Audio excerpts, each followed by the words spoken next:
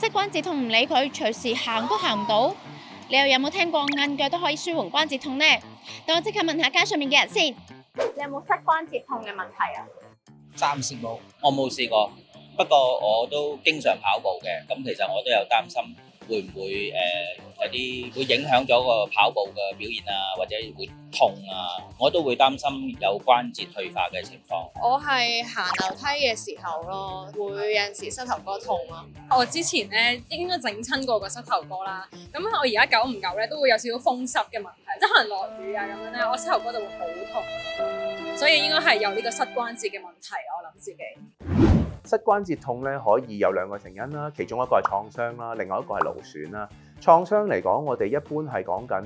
關節裏邊嘅一啲軟組織，譬如講緊嘅係佢側邊嘅韌帶啊，裏邊嘅前後十字韌帶啊，半月板個軟骨啊，呢一度咧因為某種嘅動作用力不當，咁就拉傷咗或者拉裂，甚至乎斷裂咧，呢個就會係一個創傷性嘅問題。咁另外咧一啲勞損性嘅問題可以係譬如你有一啲嘅扁平足啊、脊柱側彎啊，或者本身個人重啊、年紀大啊、重複性動作，令到關節裏邊呢一個嘅半月板嘅軟骨呢個位置勞損咗，磨得多變薄。咁跟住令到側邊嘅骨頭磨到出現骨刺，咁呢啲咧就可以係一啲勞損性嘅一啲嘅關節痛，導致到關節發炎咁樣嘅。你覺得有膝關節痛應唔應該做運動呢？我覺得應該係任何嘅病痛咧，我諗應該都要有適當嘅運動咧。我諗鍛鍊翻應該會好啲嘅，應該做啲深蹲啊嗰啲咯，即係踎喺度坐無影凳。膝關節痛又要睇原因㗎啦。譬如話有時候咧就要睇你關節痛係咪半月板磨損啦，定係最好去醫院睇下關節科、骨科去做個 MRI 磁力共振睇下。我係膝頭哥知道痛啦，我係冇諗住睇醫生，但係咧有諗過做 Pilates 去改善嘅，因為我見咧網上邊啲人話咧Pilates 咧係可以即係令到身體平衡啲啊，可能平時錯咗姿勢啊，咁依家做翻咧就可能矯正到咁樣。好難講，如果你嗰個係一啲嘅韌帶斷裂啦，一個嘅半月板嘅撕裂啦，呢一啲絕對需要暫停晒所有運動嘅。相反，如果有一啲嘅關節痛嘅成因，譬如原來係扁平足，原來係一個姿勢唔良好而導致到佢個痛症嘅話咧，呢類型嘅問題咧，其實就係要練翻前後左右肌肉嘅平衡，先至可以拉翻正呢個骨頭上下兩條骨嘅 alignment。佢先至唔會有佢嘅痛症發生，所以咧，其實當你有膝頭哥痛嘅問題嘅話咧，你先至搞清楚個成因。你點處理呢個膝關節痛？咁我又冇特別去做咧，可能做翻一啲核心嘅力量鍛鍊翻，可能就會好啲咯。舒緩啊，我又冇話特別舒緩嘅，隔咗一排佢冇事就由佢咯。盡量嗰段時間唔好跳咁多舞柱啦，跟住亦都試過聽啲老師講去睇骨，即係鐵打啊咁樣樣，同埋會攞啲藥酒捽啊，或者攞啲藥膏貼啊咁都試過。膝頭哥痛嚟講嘅話咧，好多人都會選擇去黐一啲鎮痛貼啊，或者係搽啲按摩膏啊，或者係捽佢啊，或者係去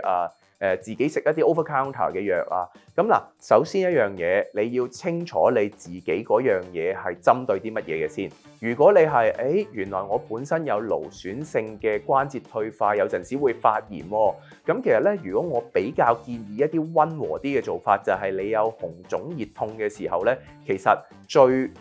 平嘅方法係敷冰。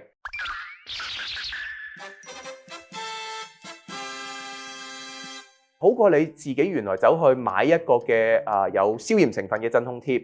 自己去買一個消炎止痛藥去食。譬如鎮痛貼嚟講嘅話咧，都有幾大部分嘅人喺黐咗譬如6個鐘以上嘅時候咧，會有一啲嘅皮膚敏感啦。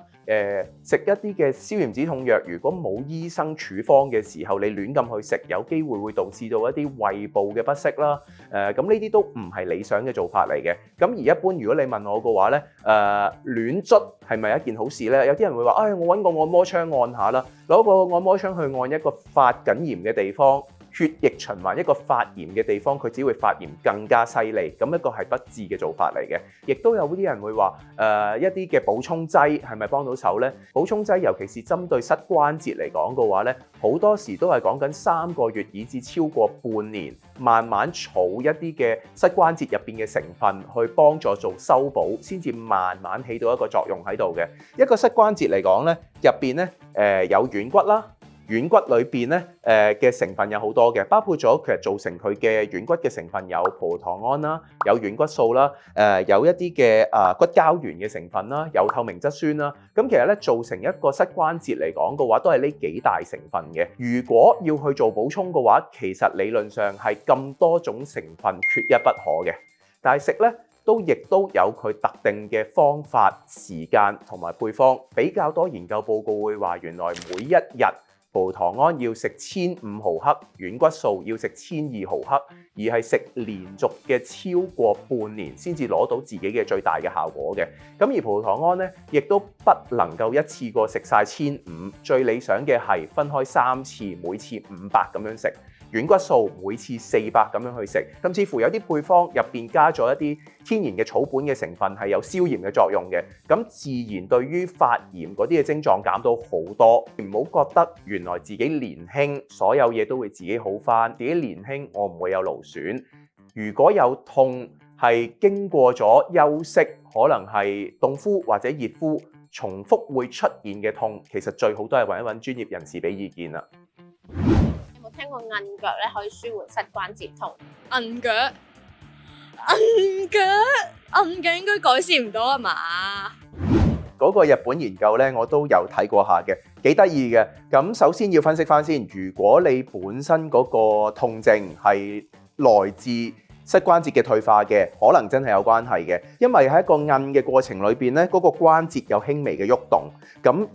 而微微咁按摩到嗰個膝關節中間嘅位置。咁如果係一啲嘅退化嘅過程嘅話咧，膝關節嗰個軟骨因為薄咗啊，咁你透過一個韌嘅狀態嘅話咧，喺唔係太受力嘅情況底下咧，